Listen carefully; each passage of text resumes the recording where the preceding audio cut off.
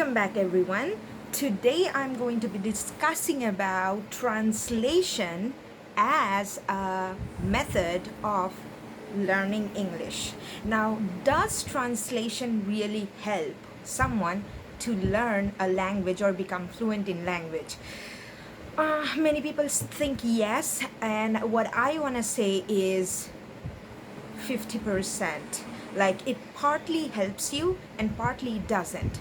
Now, let me enlighten you on that. And before I get into that part, let me remind you that if you are someone who wants to become fluent in English and who wants to take the journey of becoming fluent in English, please feel free to contact me, and I would be delighted to be a part of your journey of becoming fluent in English. And in order to contact me, you will have to click the link in the description below, and from there you're going to get my phone number. You can leave a text or send me a WhatsApp message, or you can directly call me and we can actually talk it out. And I am so excited to actually share the knowledge I have learned, and like the things that I had to spend years to master. I want to deliver those things to you now, like maybe within a few months, which is going to immensely help you and propel your growth and your learning speed like never before. So, I will get into today's topic, and that is, does translation help to learn English better? And as I said, it kind of does, and then it kind of doesn't. Now, what do I exactly mean by that?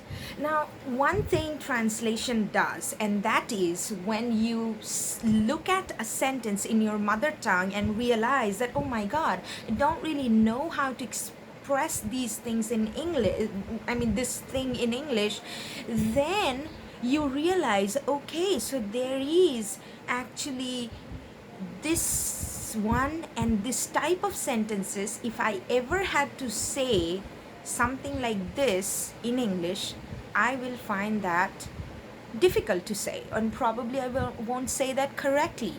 So it helps you. So when you look at let's say a Bengali sentence or a Hindi sentence, you think to yourself, okay, so I cannot express these things in English, and I'll have to know how to express that in English. And there it is a really helpful tool for you to understand which are the expressions that you cannot easily say in English. So translation helps you there. It helps you see that there are certain things you cannot express. So it tells you what you cannot do. And then what do you try? You try to translate that directly in English. And what happens is, trust me, this is what happens. You end up translating that in a way that does not sound natural. Honestly, that does not sound natural because, okay, let me give you an example, and you will understand what I exactly mean. So, let's say I'll say the sentence both in Bengali and Hindi. So at first in Bengali, তোমাকে শুধু ফর্মটা fill up করতে হবে, তোমাকে শুধুমাত্র ফর্মটা fill up করতে হবে। In Hindi, I will say, तुम्हें सिर्फ फॉर्म फिलअप करना पड़ेगा. And this sentence, this Hindi and Bengali sentence, the same sentence, when you translate that in English, let's say you don't know how to say that, then what happens is you probably will translate it exactly from your mother tongue to English. So you just have to fill up the form, or you only have to fill up the form. And guess what? This is not really wrong. But the more appropriate English will be, all you need to do is fill up form, or all you have to do is fill up the form. All you need to do is fill up the form, or all that you have to do is fill up the form. And this is a whole different expression.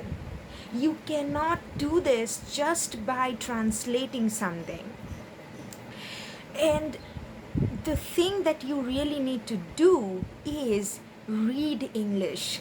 Expose yourself to the English language.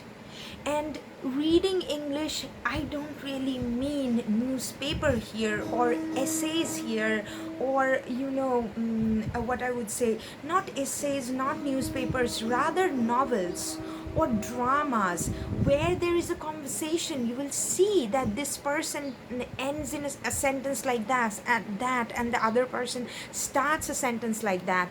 This person says something and the other person responds in a certain way. So you get habituated with the style of English. It's just not about translating one sentence to another and be grammatically correct, because you just have to fill up the form. This is grammatically correct. But when you say all you need to do is fill up the form, or all you have to do is fill up the form, your English sounds more natural and more English-like. And for that, I request you to read novels. Why? Because in novels, you get two things at a time. You get description, so like a passage, an essay, and you also get conversation between two individuals or maybe three individuals, and how people think. In a novel, we see that the protagonist is thinking in a certain way, or some individual is thinking in a certain way. So you also realize how individuals think in English. So when you read novels, you learn how to write a passage, you learn how to think in English, and you also learn how to communicate English, how communication really works. So translation helps you see that there are certain things you cannot translate, or probably you don't have a good expression of. But then translation, direct translation, maybe that is grammatically correct, is not enough. You kind of need to do more. And that's why I recommend read short stories, read novels. They are going to transform the way you speak English. You will actually see two individuals communicating. You will read that, and that is going to transform the way you speak English. And thank you for being here. If you have, if you like this video, please give it a thumbs up. And if you're getting lots of value out of this channel, please subscribe to the channel and press the bell icon, and share the video with your friends.